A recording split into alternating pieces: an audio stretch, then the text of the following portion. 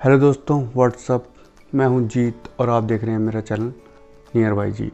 आजकल आउटिंग तो हो नहीं रही है और जैसा कि आप जानते ही हैं कोरोना बहुत तेज़ी से फैल रहा है, तो आउटिंग करने की कोशिश भी नहीं की जा रही है।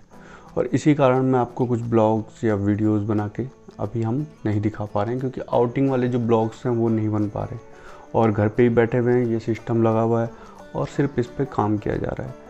तो मैंने सोचा कि आपको एक घटना थी, जब मैंने ये अपना एक मॉनिटर लिया था नया परचेज। पिछले साल मैंने एक नया मॉनिटर लिया था एलजी का, जो कि मैंने अमेजन की सेल से ख़रीदा था। तो आज मैंने सोचा कि क्यों ना आपको इन सेल जो होती हैं आपकी, जब भी अमेजन पे होती है, फ्लिपकार्ट पे होती है और बहुत सारी सेल आती हैं, तो क्यों ना मैं आपको इनकी सच्चाई के बारे में बताऊं। तो सेल होती क्या है, क्या सेल हमेशा आपको प्रॉफिट देती है या उसमें आपको नुकसान भी हो सकता है। तो आज हम इसी बारे में डिस्कस करेंगे और मैं आपको अपना पर्सनल एक्सपीरियंस शेयर करूँगा, जो कि मैंने इस मॉनिटर को परचेज़ करने में फ़ील किया था।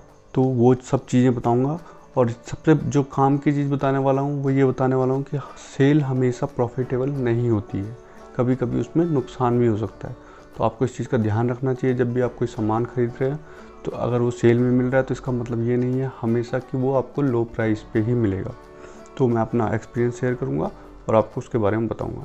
तो दोस्तों, जैसा कि मैं आपको बता रहा था इस वीडियो में सबसे पहले, कि जो सेल होती है हमारी फ्लिपकार्ट, अमेजन और बहुत सारी तरह की डिफरेंट तरह की सेल होती हैं, ऑफलाइन सेल, ऑनलाइन सेल, तो क्या ये हमेशा प्रॉफिटेबल होती हैं? मैं आपके साथ अपना एक पर्सनल एक्सपीरियंस शेयर करना चाहता हूँ। मैंने पिछले साल ये एलजी का एक मॉनिटर है और मैंने ये ख़रीदा था। तो जब मैं इसको ख़रीदने की कोशिश कर रहा था तो उस समय सेल चल रही थी और ये मॉनिटर उस समय लॉन्च नहीं हुआ था। मैं कोई मॉनिटर परचेज़ करना चाहता था, वो 27 इंच का हो सकता था, वो 32 इंच का हो सकता था। तो ये जो है मॉनिटर है वो 32 इंच का है। तो मैं ढूंढ रहा था अपने लिए मॉनिटर, मैं ऑनलाइन भी ढूंढ रहा था, ऑफलाइन भी ढूंढ रहा था। मुझे मिल रहे थे, लेकिन वो प्राइस वाइज काफ़ी हाई थे। तो मैं सोच रहा था कि कम प्राइस में कोई अच्छा सा मॉनिटर मुझे मिल जाए। तो मैं इसी तरह से सर्च कर रहा था। तो जब मैंने एक दिन देखा तो ये मॉनिटर लॉन्च हो चुका था और लॉन्च होते ही ये सीधे सेल में आ गया। अब अगर आपके पास कोई प्रोडक्ट सीधे सेल में आ जाता है तो आपको उसका एक्चुअल प्राइस नहीं पता, मतलब आपको नहीं पता कि ये प्रोडक्ट ऑनलाइन कितने में बिकने वाला है या इसकी एक्चुअल प्राइस क्या है विदाउट सेल। तो वही मेरे साथ हुआ और मुझे इसकी प्राइस बिल्कुल भी पता नहीं थी। जब ये ऑनलाइन सेल में मिल रहा था तो ये 28 के आसपास इसका प्राइस था, जिसमें कि अगर आप अपना SBI का क्रेडिट कार्ड यूज़ करोगे तो ये उसमें आपको 1500 रुपये का डिस्काउंट और मिलने वाला था। तो ये मुझे 26,500 का डिस्काउंट के बाद मुझे मिला ये।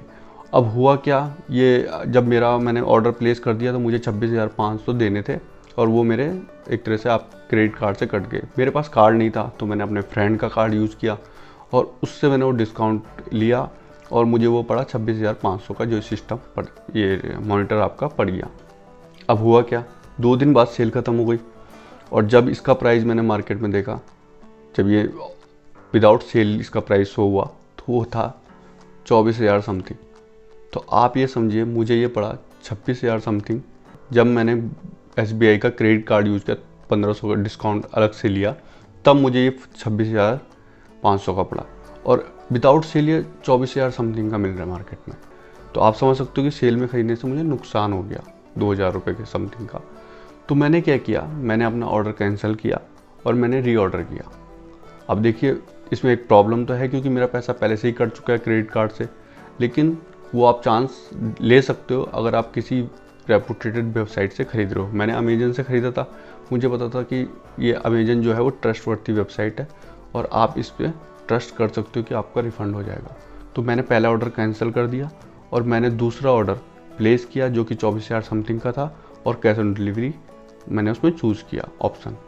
तो जब मेरा पहला ऑर्डर कैंसिल हो गया, दूसरा ऑर्डर मेरा प्लेस हो गया, मेरे पास सिस्टम मॉनिटर आया और मैंने उसको पे किया 24,000 समथिंग। लेकिन एक चीज़ फिर भी मेरी फंस गई थी, क्योंकि मेरा पैसा वहाँ पे, जो मेरे फ्रेंड का पैसा था जो कि हमने क्रेडिट कार्ड से पे किया था, वो वहाँ पे एक तरह से लॉक हो चुका था।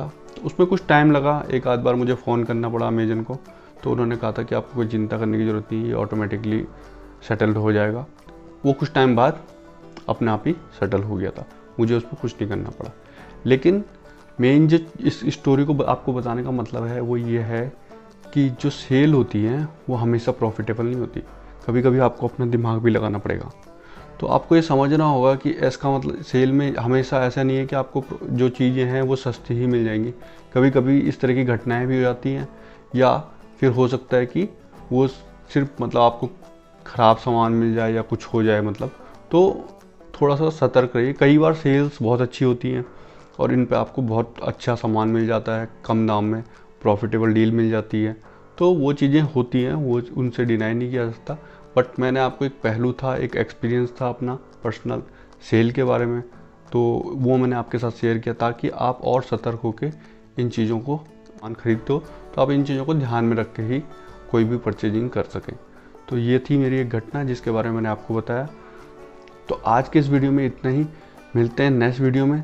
तो तब तक अपने घरों में रहिए, मास्क पहनिए, बाहर कम से कम निकलिए, क्योंकि हमारी ये जिम्मेदारी है कि हम एक दूसरे को सुरक्षित रख सकें। तो आप अपने घरों में रहिए, मुझे अपने घर में रहने दीजिए और हम एक दूसरे को कोरोना नहीं फैलाएंगे। तो इस तरीके से आज के इस वीडियो में इतनी, मिलते हैं नेक्स्ट वीडियो में। तब तक के लिए जय हिंद, बाय बाय।